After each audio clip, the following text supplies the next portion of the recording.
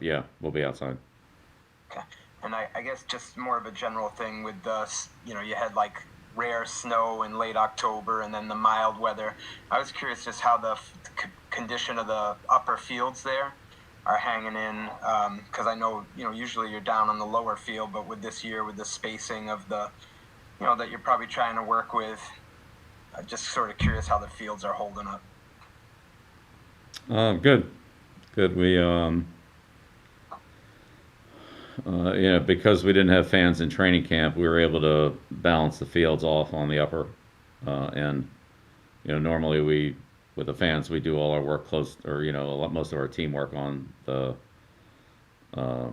field closest to the fans, and then this year we were able to split that up. Try to save the lower field for the end of the year because that's heated. So if we have, um, you know, colder weather, that we want that field to be in good shape for the end of the year to deal with the, potential freezing issues. And then just one on the personnel. I know Jordan Thomas, the tight end there that was claimed on waivers. I know he's still going through the testing. Um, Obviously, personnel-wise, you've had a run of injuries at the tight end spot, so I'm sure that's part of what led you to him. But just as a player, what does Jordan Thomas potentially, offer you based on your scouting of him and, you know, in college, I guess, and pros? All right. Well, he's a big kid. Has a wide body, but pretty athletic, so he may be able to do some other things as well. We'll see how it goes when we get him. He's been in a system similar to ours, so we'll see how quickly that comes along. Next question from Chris Ryan, followed by Tom Curran. Morning, Bill. Hey, Chris. Hey, all right, good. There's always a lot of discussion in games like this about the chess match that takes place between you and an elite offensive player. And I'm curious as to what that is like for you, and what is your mindset or your level of enjoyment of trying to game plan against an elite player or offense like Lamar Jackson. Yeah, well, it's when you play the Ravens, it's really about team defense. They have a lot of options on every play, so you're not just trying to stop one thing, and whatever you do, they have potentially an answer to it. So if you take away one thing, they have something else that's built into the play. So it's a lot of post snap reads for the quarterback, and he makes a lot of good decisions. So they generally get the ball where they want it on that particular play. That's kind of the way they're built. Not all plays are like that, but they have a lot of them. So, um, we'll just have to, like you always do against the Ravens or this type of offense. You just have to play good team defense. Everybody, taking care of their responsibility. And if you have two guys or three guys doing the same thing or overplaying something, then you're going to be vulnerable somewhere else. And generally speaking, they do a good job of hitting that because they're reading and after the snap, recognizing where you go. And if two guys go to the same place, then they put the ball where those guys left. So it's it's a challenging offense for sure. They have good complement of the running the ball, throwing the ball. They have good power plays and they have speed plays on the perimeter. So they have to be ready to deal with all of it. Is figuring out how to address those challenges the thing that you enjoy most about this job?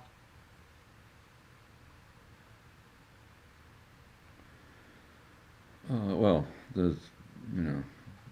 being a head football coach, you're involved in a lot of things. I mean, honestly, I enjoy all of them. They're all important components to team building and competing and so forth, whether it's for a season or a game or a daily practice. So all the things that go into it are important. They all add up in the final result.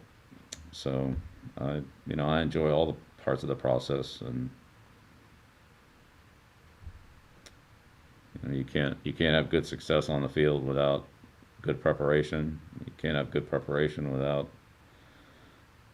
having a lot of detail in the information you assemble. Got to be able to teach it, and fortunately, I have a great staff that's really able to do most all of that work. So,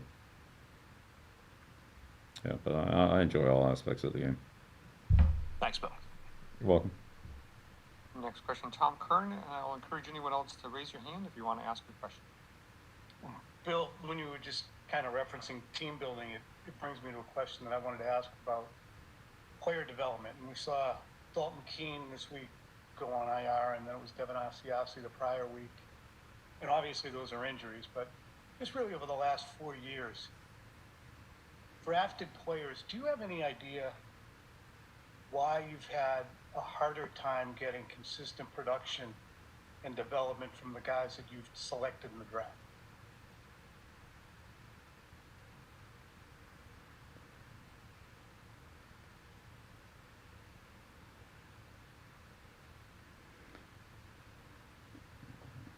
Well, let's say look, anytime you bring a player onto your team, you put them into a role or a situation that you think fits him. Sometimes you have to modify that a little bit as you get to know the player, and then you work with him to try to develop that. And he competes with other players at whatever position it is or whatever role it is, and ultimately you choose, or we choose, I choose the best player out of that competition. So that's really the process. I don't know how else to answer the question. Obviously, each player is different. Each player competes with different players. Positions are different, so I don't know. There's a general answer to that.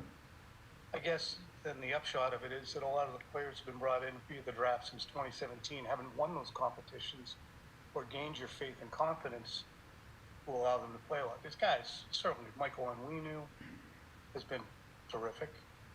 And this year's kind of a screwy year, but with Juwan Williams, Kajust and Froholt have had injuries. Obviously, Stidham's got a ways to go. Duke Dawson, drafted in the second round, hasn't played, for your team at all. I mean, there's plenty of guys we can go with, undrafted guys you've collected. But it's just, I know how much you put into the draft. And I know how much every team puts into the draft. And I guess there's a disconnect between whether it's injuries, development, competition. So not asking a question on it and continuing to write or spitball about it doesn't do us any good if we don't ask the guy who is in charge of it. Yeah. Well, Tom, I'd say the most important thing to me is winning games. And I'm not going to apologize for our record over the last 20 years. I mean, I've seen a lot worse. So ultimately, we try to put the best team on the field that we can to be competitive, and I don't really see that changing. So whoever those players are or aren't, that's the responsibility I feel to the team. Is the competition plays itself out, and the better players play, whoever they are. I know you referenced the last 20 years, but over the last 4, really since about 2014, do you think the drafting and the production you're getting from drafted players has been where you'd hoped?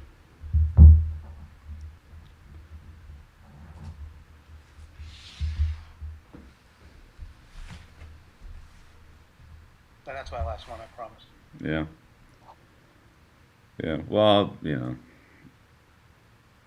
honestly, Tom, my focus has been on the Ravens, not on right now drafting scorecard, which I understand you want to write about that, which is great. But really trying to focus on getting ready for the Ravens. So I think I'll leave my attention on that. Thanks. Next question, Alan Siegel, followed by Evan Lazar. Good morning, Bill. Hey, Al. Obviously, Lamar Jackson is a very unique player with unique skills. Cam Newton has some similar skills. I'm not trying to compare the two, more so than Tom Brady did. So I'm wondering if you think your defense going against Cam Newton-led offense all year in practice has helped them a little bit more get ready for, you know, the Ravens and Lamar Jackson than they did over the past 20 with a different type of quarterback? Yeah, well, we've certainly seen plays that the Ravens and other teams have run from our offense more this year than we have in other years. So there's a lot of plays that we've seen that we didn't really have, and so we draw them up and so forth. And there are other teams we play that run plays that we might have seen more of in previous years than we see this year from our offense. So if we change or tweak your offense or defensive system a little bit, then that there's a balance there. It's no different than being a 4-man line team or being a 3-man line team. If you work against one or the other in training camp on a regular basis, and then you see the other one during the year, then you're a little bit less familiar with it, vice versa. So I'd say no matter what system you run, there's an element of that, whether it be on offense, defense, special teams, whatever you run, you get more looks at that. Whatever you don't run, there are other teams in the league that run, other systems that you don't use for whatever reason, or don't use very much of, and so you have to simulate those to your players and try to get them to understand how they need to block or defend or whatever the case might be is with that. But to answer your question, yes, we've run more of those plays in our offense, and so we've seen more of them in training camp and in practice going against our offense, for sure. Thanks, Bill. 2 final questions, Evan Lazar and Dan Roach. Hey, Coach, I just wanted to ask you about Damian Harris and what you've seen from him as he continues to develop along here. Yeah, well, I think we've talked about this several times this year, but the guys going into their second year are significantly ahead of where they are in their first year, and Damian, didn't have a lot of opportunity his rookie year due to the players that were in front of him at his position and the health of those players. He's gotten a chance to play this year, and he's shown to be a very competitive and productive player. It's different, but I'd say in a way, some similarities to James White. James didn't play his rookie year, and then had an opportunity to play his second year. And I'm not comparing the two players, but I'm just saying their situations were similar in that James and Damian didn't play their rookie year, and then when they got a chance to play in their second year, you saw some skills that those players performed, at a pretty good level. So, but part of that's opportunity. Part of that's also, taking the time when they're not playing in their early career to develop their skills, to have a better understanding of what they're doing, the offense, the defense, the reads, the assignments, and so forth, and get to a higher level of training. And so Damian's done that. He's in good shape. He's came to camp ready to go. He's been really a consistent player for us all year. He missed some little time early in the year, but he's when he's been out there, he's been consistent. He's been dependable. And last question, Dan Roach. Morning, Bill. Hey, Dan. Hi, just a thought on, it's been about a month that you guys have been able to now practice on a normal basis. What have you seen from the team over the course of that month, and when you were able to start practicing again after everything was basically halted for a while, and what kind of progress you've made as far as practice is concerned going on? Yeah, I think we made a lot of improvement. But we still, as a team, we just need to play with more consistency. We have good moments, and we've done some things well in some games, and then other things well in other games. And I'd just say overall, we can develop more consistency, play closer to a full 60 minutes of football, good football. That would help us. But we're definitely gaining on it. I mean, we're a lot better than we were a month ago. Now other teams have gotten better too, so it's not It's not like everybody's standing still and we're moving forward. So, but we've gotten better, and the players have worked hard. They've recognized things that we fundamentally need to do or schematically need to do. As coaches, we've, I think, tried to respond to the strengths and weaknesses of our players, and try to utilize them accordingly. So it's certainly been a combination of effort by the coaching staff and the players to perform better. And we definitely have practiced better, and I'd say overall we perform better in the games. That's not always necessarily there on the final score, but when you look at a lot of the little things that add up on each play, more good than what there was before. So that's a good thing. And you've never had that over your career, that kind of a halt. How much did that affect you when you look back on it, as far as what you're trying to do as a team? You've been doing this for so many years. How much did it interrupt what you were doing, impede your progress as a team, as an organization? Yeah, I don't know, Dan. I couldn't put a percentage on it. I'd just say, looking forward, we need to continue to take advantage of whatever opportunities we have on the field, in classroom situations, film situations, walkthroughs, to continue to work on the things, to make them more consistent, to make them better, to be better fundamentally, to have better results in games. And so that's what we'll continue to do. I mean, I don't know how to evaluate the looking back part of it, but I'd say looking forward that's what our plan is, and that's what we've been doing. And I think that's the right process. We just got to make the most of it. Thank you, Coach. Thanks, everyone. Great. Thank you.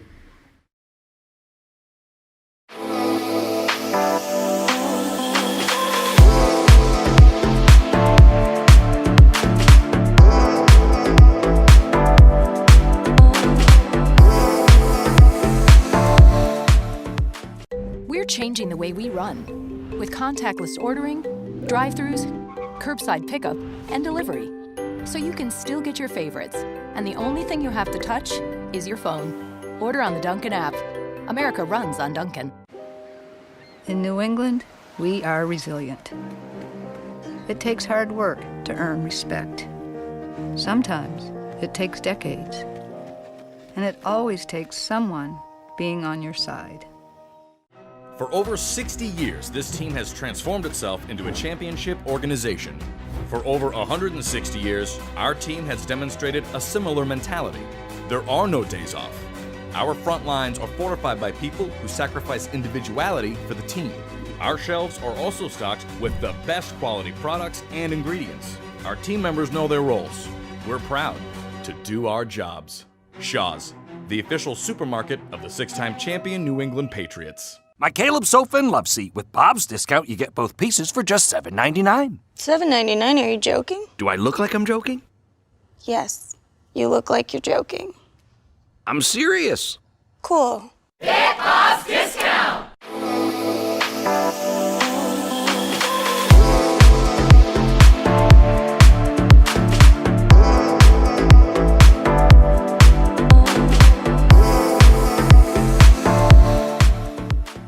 We're changing the way we run with contactless ordering, drive-thrus, curbside pickup, and delivery.